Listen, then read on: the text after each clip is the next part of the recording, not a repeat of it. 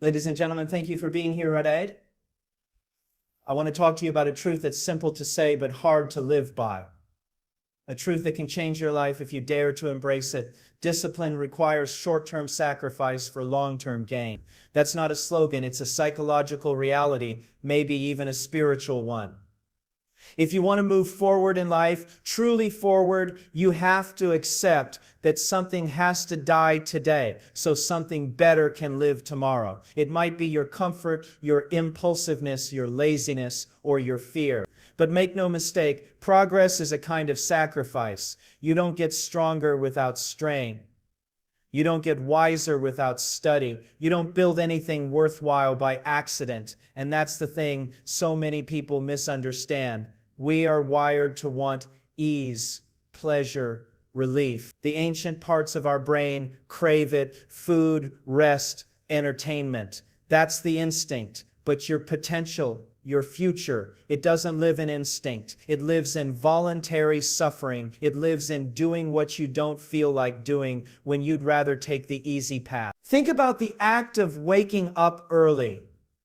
It's a simple example, right? You set your alarm. It rings. And you're confronted with the first real decision of the day: stay in bed or get up and face the weight of responsibility. Now you might think, well, it's just 10 more minutes. What does it matter? But that moment contains the seed of a bigger truth. Because if you're willing to let yourself slip on the small things, how long before the big things slide out of your hands too? Discipline is about doing what needs to be done, not what feels good. And there's a brutal honesty in that. You're not a child anymore. No one is going to force you to live well. No one is coming to save you from your excuses. The door is open, but you have to walk through it, and it's heavy. You sacrifice the ease of now for the reward of later. And the deeper you go, the more powerful that principle becomes. You study instead of going out, and years later you're qualified for the career that others only dream about. You eat healthy, and later you avoid the hospital visit that someone else did. You speak the truth in a hard conversation today, and you avoid a lifetime of resentment and broken connection. You choose the sacrifice, or it chooses you. And that's the kicker. Discipline is hard, yes. But the absence of discipline doesn't lead to freedom. It leads to chaos. You think you're escaping pain by avoiding discipline, but what you're really doing is borrowing comfort with interest, and it compounds. One skipped workout doesn't matter, one ignored task doesn't matter, but string together a few dozen of those, and you've built a habit, a pattern, a structure of avoidance, and eventually that pattern becomes your life. Now you've got a problem. You see it in people who let their lives unravel slowly, almost imperceptibly. They drift. They stop caring. They wait for motivation, but it never comes. And the longer they wait, the heavier life gets. That's not freedom. That's slavery to impulse. That's weakness parading as comfort. And here's the really tragic part. Deep down, they know it, because human beings, no matter how broken, have an innate sense of what we could be. There's a whisper in your soul that tells you you're made for more, that you can do more. And the pain of ignoring that voice over time, that's what we call regret. So when I say discipline requires sacrifice, I mean it. Real, bloody, internal sacrifice. It means killing off parts of yourself that are seductive but useless. It means getting up when you're tired, telling the truth when it would be easier to lie, showing up when no one notices, and putting in the work when no one claps. It's not glamorous, it's not instantly rewarding, and you won't always be thanked for it, but that's where meaning lives. That's the only place meaning can live. You have to live in such a way that you respect yourself. That when you look in the mirror, even if you're tired and flawed and struggling, you see someone who showed it, someone who did the hard thing, even when they didn't want to. That's where real confidence comes from. That's how character is built, not from wishful thinking or borrowed slogans, but from discipline, from sacrifice, from self-respect earned through consistent struggle. And here's something else, you can't fake it. You either do the work or you don't. You either keep the promise to yourself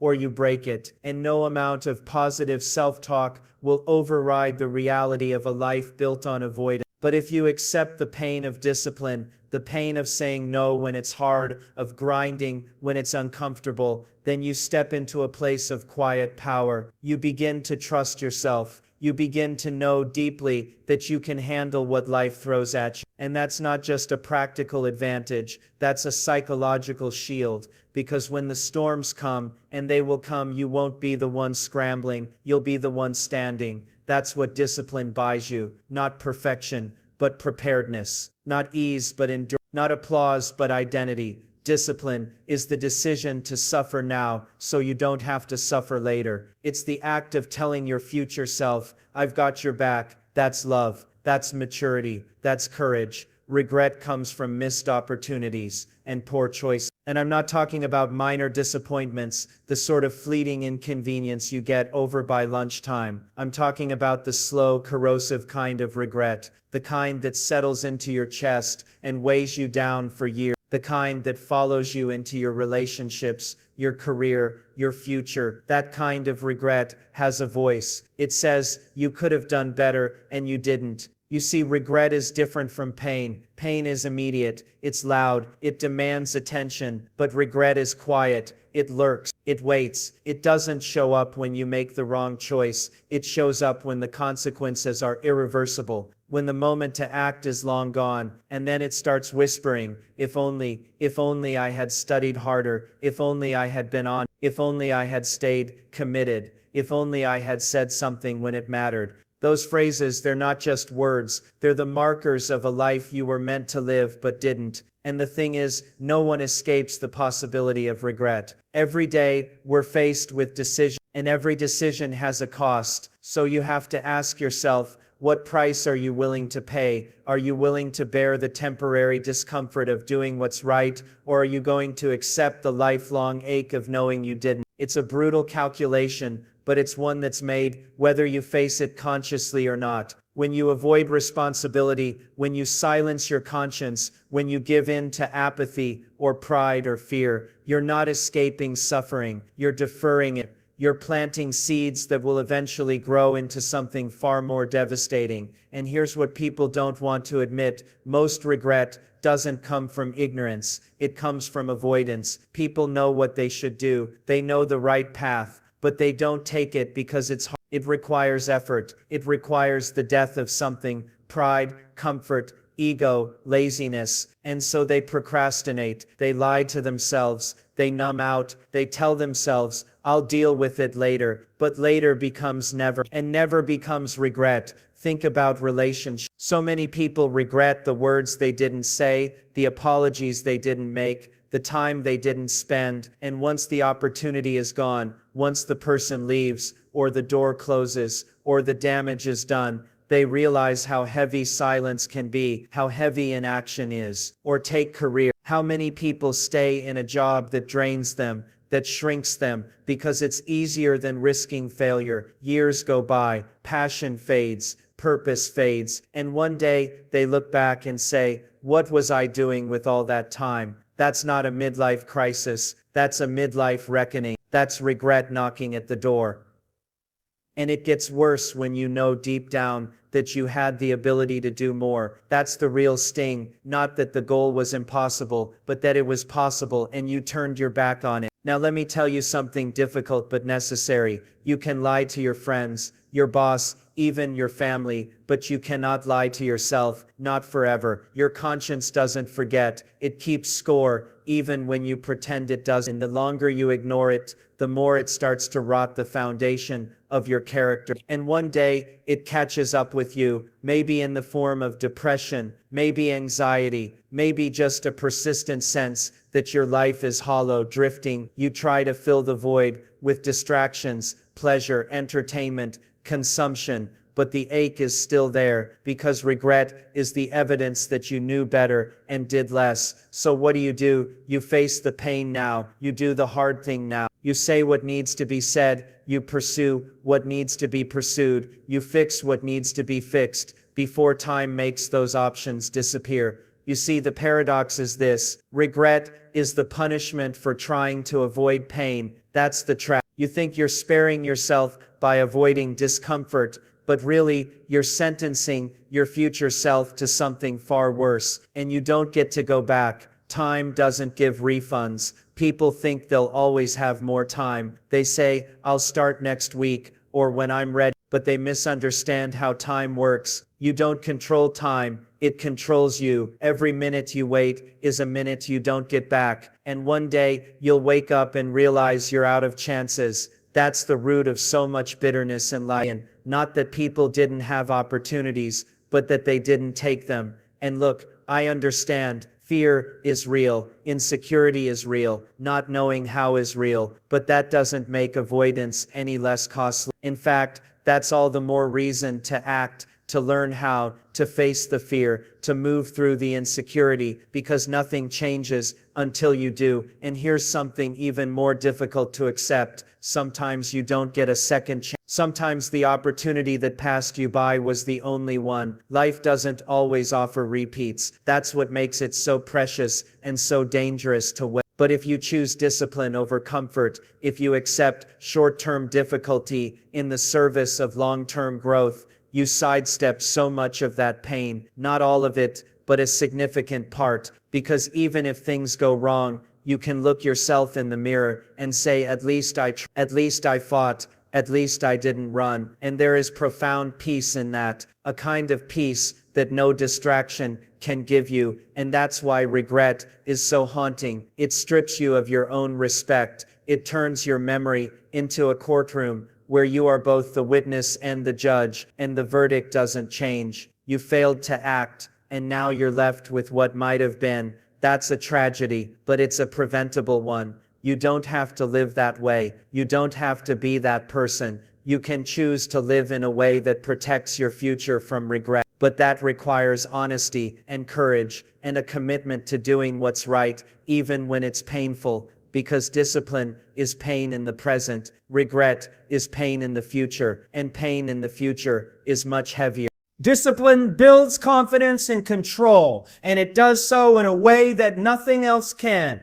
Because discipline isn't just about doing what you're told, it's about proving to yourself over and over again that you're capable of facing the chaos of life and not backing down. It's about voluntarily stepping into discomfort so you can come out stronger on the other side. That's where real self-respect comes from.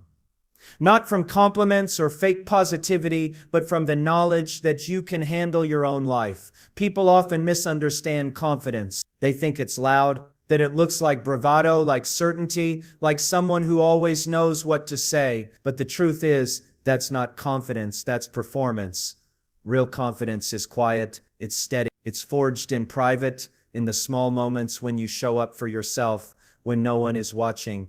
You want to build that? You want to feel like you can trust yourself? Then you need discipline. Because without it, you're at the mercy of whatever mood you're in, whatever temptation arises, whatever storm hits next. That's not freedom, that's vulnerability. It's a dangerous way to live, being reactive, aimless, pulled by every impulse or distraction, and you'll know it too. You'll feel it, that sick, hollow sense that you're not in control, not of your time, not of your habits, not even of your own thoughts. But if you commit to discipline, even just a little, even just in one area of your life, you start to build something. Not all at once, but day by day. You prove to yourself that you can do what you said you would do, and that's the foundation of internal stability. It's the structure that supports everything else. When you know you can rely on yourself, the chaos of the world gets a little quiet, not because it's gone, but because you've changed. Let me put it plainly. If you can't trust yourself, why should anyone else? If you don't take your own goals seriously, your own values seriously, why should the world respond to you as if you're someone of importance? That's what discipline teaches you, that you are someone worth listening to, that your word means something, that your time matters, that you're not a spectator in your own life, you're the one behind the wheel. And with that realization comes power, not arrogance, not dominance, responsibility, the kind that humbles you, that anchors you, that wakes you up in the morning with a sense of direction. And it doesn't take some heroic leap to get there, it just takes consistency. You pick one thing, something simple, and you follow through. Maybe it's making your bed. Maybe it's showing up on time. Maybe it's doing the hard task first instead of putting it off. And you do it not because you feel like it, but because you chose it, because you're the kind of person who keeps promises, even to yourself. And if you fail, good. That means you're trying. That means you're stretching your limits, but don't quit. That's the mistake. People fail once and then call it defeat. But failure is part of discipline. It's baked into the process. You fall and you get back up. You miss a day and you start again. That's where strength is formed, in the recovery, in the refusal to let failure define you. When you build discipline, you build structure, and structure allows freedom. It gives you the space to think clearly, to act deliberately, to focus on what actually matters. That's the paradox. The more you restrain yourself with meaningful boundaries, the more room you create for real growth. Like a tree trained to grow upward rather than sideways, discipline is the trellis that keeps your life from spiraling into chaos. Without it, you might still grow, but in all the wrong directions. You might have energy, but no aim, ideas, but no execution, passion, but no persistence. That's not success, that's potential waste. And nothing is more bitter than knowing you had the raw material but not the structure to do anything with it. So if you want confidence, start by mastering the little things. Control your time, control your thoughts, control your habits. Not in a rigid, joyless way, but with purpose, with vision. And watch what happens to your confidence. It starts to shift from something you hope for into something you own. You don't have to talk yourself into believing in yourself. You just know, because the evidence is there, you've lived it. And once you have that internal proof, you stop chasing validation. You stop needing the world to constantly affirm you, because you've already earned your own respect. That kind of person walks differently, speaks differently, thinks differently. They don't need to dominate, they just are. Grounded, focused, dangerous in the best way possible. And then when life hits you, as it inevitably will, you're not shattered, you're not lost, because you've trained for this. You've practiced facing difficulty in small ways, so when the big challenges come, you're not paralyzed, you're prepared. You may still struggle, you will struggle, but you won't collapse. And that's everything. It's discipline that allows you to live with your head up. It's what keeps your hands steady when everything around you is shaking. It gives you the tools to carry responsibility without crumbling under it. And in a world where chaos is always knocking at the door, that's a rare and precious thing. So you have a choice. You can let life push you around. Let your emotions dictate your actions. Let your circumstances define your worth. Or you can take control piece by piece, day by day, until you're someone you can respect, until the confidence you carry isn't built on appearance or opinion, but on discipline, on action, on truth. The thing about discipline, what most people don't understand, is that it's not just about external achievement. It's not about the perfect body, or the career milestones, or the image you present to the world. It's about who you become in the process. The cost of discipline is real. It's uncomfortable. It demands something from you every single day. But what it gives you in return is something far more valuable: character, identity, integrity. And you contrast that with regret. What does regret give you? It gives you shame. It gives you doubt. It gives you bitterness. And the most dangerous thing it gives you is a distorted sense of who you are. Because when you look back and see a trail of broken commitments, a pattern of avoidance, a list of what-ifs and should-haves, you stop trusting yourself. You lose the thread. You forget that you could have been someone else. That's what makes regret so corrosive. It doesn't just remind you of what you didn't do. It slowly rewrites your understanding of what you're capable of. It tells you that you're weak, that you're stuck, that you're not the kind of person who changes. And that's a lie. But it becomes believable the longer you live in it. You can feel it when people carry regret. It shows up in their eyes, in their posture, in the way they speak about the past, like it owns them. And you want to reach into that moment and pull them out of it, but the only person who can do that is them. And the only way out is discipline. Discipline is how you rebuild trust with yourself. It's how you create a future that isn't just a reflection of your past failures. Every time you choose discipline, You're choosing to become someone new, someone who acts, not just dreams, who builds, not just wishes, who moves forward, even if the path is steep and unclear. But it's hard. Of course it's hard. If it were easy, everyone would be living in alignment, everyone would be strong, courageous, clear-eyed, but most aren't. Most are quietly desperate. They've learned how to wear masks, how to distract themselves, how to appear composed while they crumble inside. And they do it because discipline hurts in the beginning. It requires saying no when your whole body wants to say yes. It means waking up when you want to sleep, speaking up when it's safer to stay silent, telling the truth when a lie would buy you comfort. But here's the truth you cannot escape. Discipline is the only way to earn a life you don't want to escape from. And that's not metaphorical, that's literal, because life will confront you with illness, with loss, with failure, with uncertainty. And when it does, the only thing you'll have to stand on is your character. You won't care how many followers you had, you won't care how much money you made, you'll care whether you lived with integrity, whether you became someone you could respect. That's the hidden cost of regret. It doesn't just leave you with pain, it leaves you with you diminished, and it leaves you with time you can't get back. But discipline, though it asks for something every day, leaves you with a deeper peace, the kind that doesn't depend on circumstances, because you know who you are. You know you did what you could, you know you didn't run when it counted. That's what separates people who walk through fire and grow from the ones who are consumed by it. Not luck, not intelligence, but the willingness to do the next right thing, even when it's uncomfortable, even when it hurts, even when no one is watching. And this applies to everything, to your physical health, your mental clarity, your relationships, your spiritual depth. You can't outsource the responsibility for those things. No one's coming to fix your life. No one can walk your path for you, and the sooner you accept that, the sooner you begin to reclaim power. People want transformation